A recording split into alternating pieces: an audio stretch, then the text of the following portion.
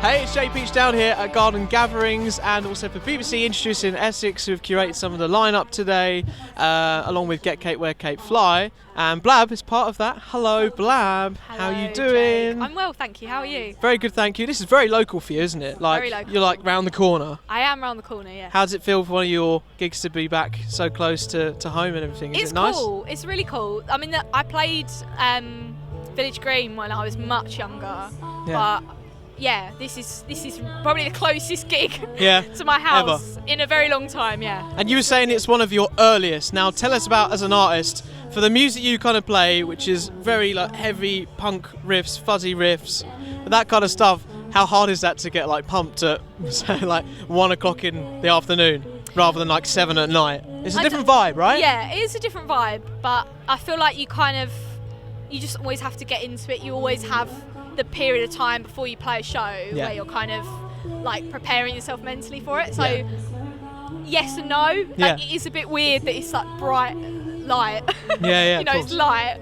There's like people sitting down, but it's nice. I think a few songs in and you always adjust anyway. So yeah. And you were saying you're possibly the shortest person playing at the festival today. I mean, are you bothered by that? Unconfirmed, but potentially. I'm not you sure. are. I mean, I haven't got the like height chart out or anything, but just going based on the fact that this microphone stand here had to be like lowered a considerable amount, then we're going to say maybe I am the shortest artist playing it. That's fine. We're not judging at all. Now, we first came across you on the show when you were, doing some work with Cool Thing Records. You signed up to probably about 18 months, 2 years ago now, roughly, I would say. Yeah. From my memory. You were doing some stuff locally as yourself before. Being part of Cool Thing and having the support of backing of management and sort of an indie label, how much of a difference has that made to your career ever since? I know you're getting your records on like Stephen Mack and Jack Saunders playing it on Radio 1. It's really getting out there now.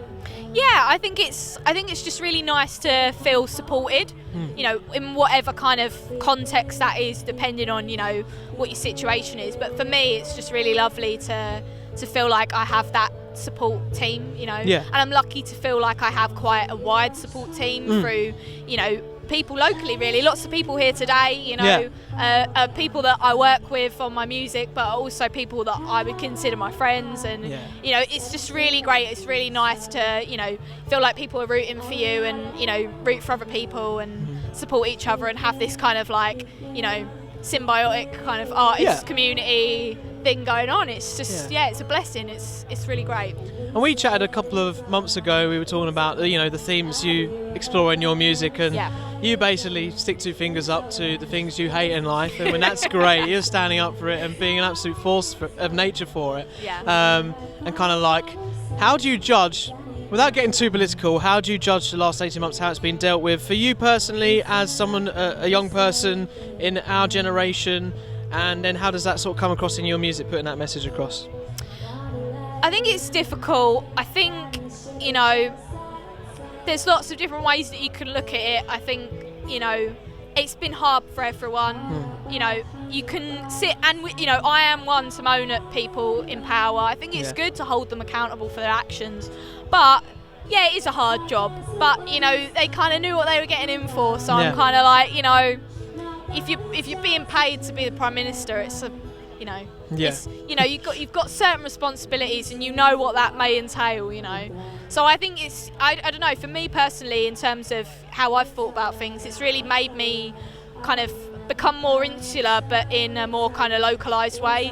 I used to feel quite isolated, especially musically, I don't know, I did tend to feel a little bit more isolated, but now I think, in a way, forcing to be in, this kind of situation where we're in, where you can only really do things locally, has in a way like bred this kind of, community atmosphere, and, I think in a way, that is a kind of positive thing. I think going forward, this kind of sense of community and, community-driven arts and community-driven funding and governance as well is kind of something that, I think can, serve us all in different ways. And, I just think, it's going okay, but, things could be a lot better, in terms of the whole UK as a whole. But, locally it's much, It's become a much more important thing now. We've all turned to our local communities more, and that must be a good thing for an artist to connect to that. Yeah, I think I've found it really powerful.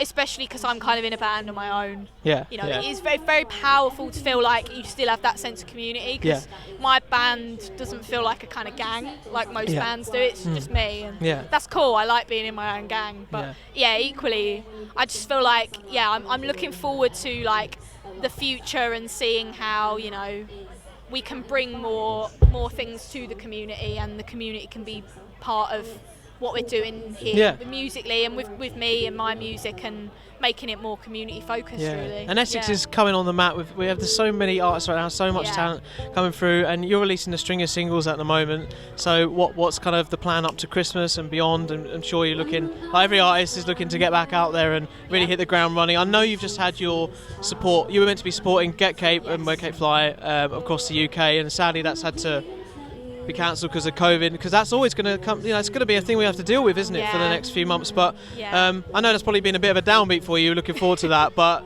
is there other things that you'd be doing in the meantime now? Yeah, I mean, I'm always kind of working on, you know, different production bits, and kind of, you know, producing my own stuff, and working with Sam on the bits that we're working on. And I think it's just about keeping the energy up.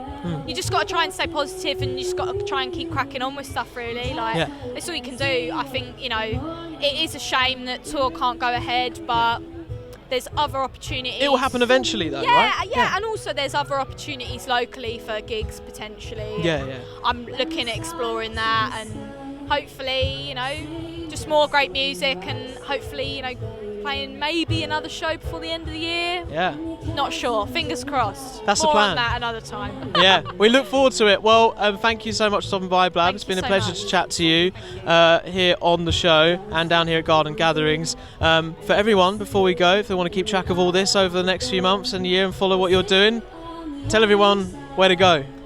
Hello. You can follow me on social media at FranBlabs, FranBlabs.